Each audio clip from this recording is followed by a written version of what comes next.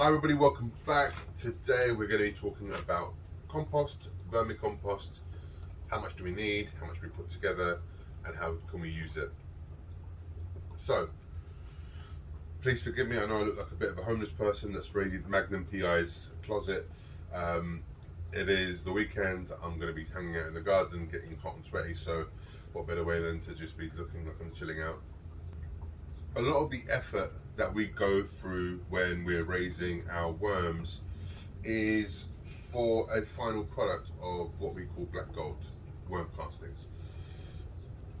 Part of that is because the worm castings are so good and beneficial to your plants. They have great microbiology, great bacteria, and really aid in the uptake of nutrition from the roots to the actual plants that produce, whether you're growing flowers, fruit, vegetables, and it's so good. So a byproduct of all your love, dedication, sweat, tears, pain, sleepless nights, nervousness, all the good and the bad that come with being a worm farmer, apart from the benefits of keeping stuff out the landfill, the other benefit is this black gold, these worm castings, the vermicompost that we can use in our gardens. So how much do we need? Well, that really depends on you, what you want to use for.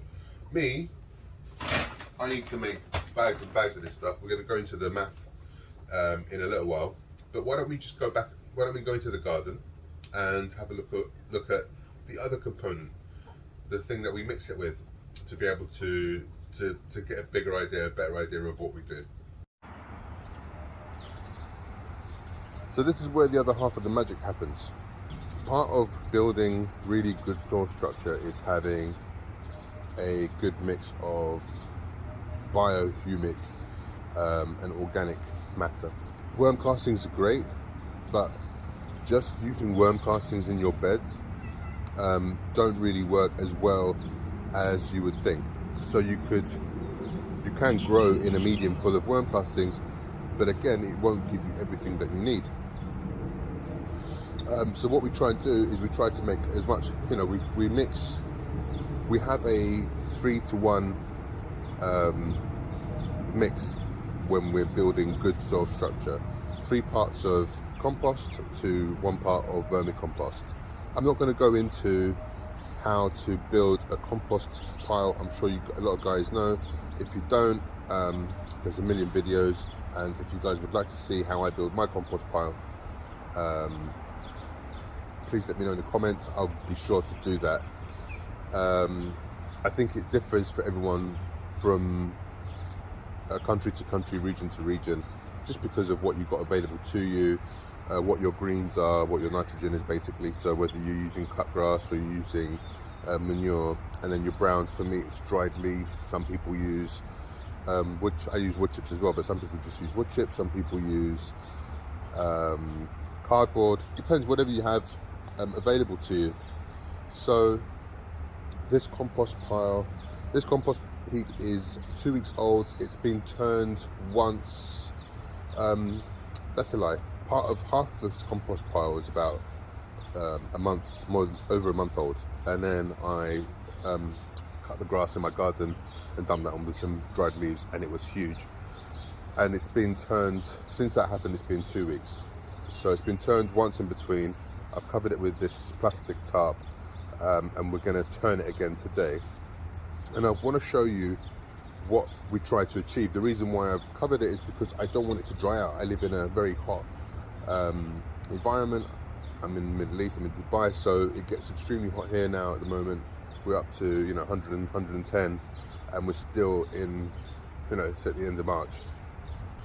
So I just want to show you what, it will still be breaking down, but I want to show you what's going on inside of the pile, because I can see some mushrooms, so there's good fungal growth matter in there, and that's what you really want. You want a really good, rich, diverse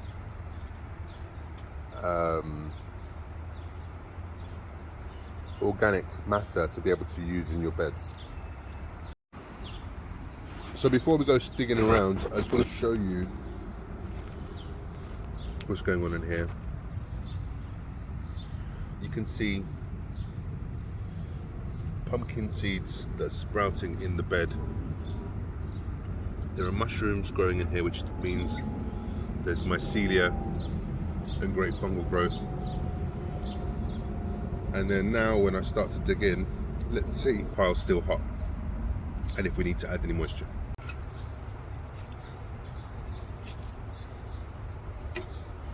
So you should be able to start seeing some steam coming out now.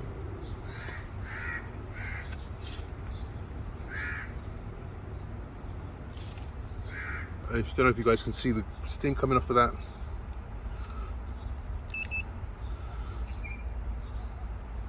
It's 110, it's going up.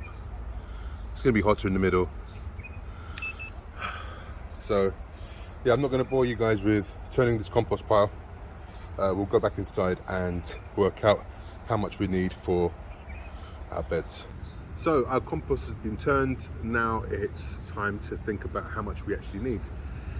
So in my garden I have 4 quite long beds, which is they're about 2 feet wide by close to 20 feet, 19-20 feet long, 6 meters in length. So the plan for me is to build raised beds in my garden, which are 1 foot high by 2 foot wide by 20 feet long. So let's quickly just work out the volume of those. So 40 30 centimeters, 30 by 60 by 30 by 60 by 600. So 6 times point. So you're talking about almost a cubic meter of space, of volume within those beds. So each bed of mine is just over a cubic meter, 1.08 or something like that. And then I also have so I need to produce basically 4 cubic meters of organic matter to fill into these beds. So based on what we were talking about earlier, we were talking about a 3-to-1 ratio. 3-to-1 ratio of this beautiful black gold here, which is our worm castings, and 3 parts of the regular compost that we're putting in the garden. So if that's the case, I need to produce 1 cubic meter of worm castings and 3 cubic meters of compost, which is pretty simple, right? That would mean, so I'm filling these bags. I think you guys have seen through the other videos that I'm dumping also my cocoons from the breeder bins into these bags. So I have until September, which is about 25 weeks away, to produce, let's do the math, this bag is a gallon, this bag is 20 gallons, which is around 75 litres. At IBC is 3 cubic meters, is just about 1,020 litres. So 1 cubic meter would be a third, which is around 340 litres divided by 75, around 4.5 bags. So I need to produce 4.5 bags, 20 gallon bags of worm castings over the next 25 weeks. With my worms, won't be an issue at all.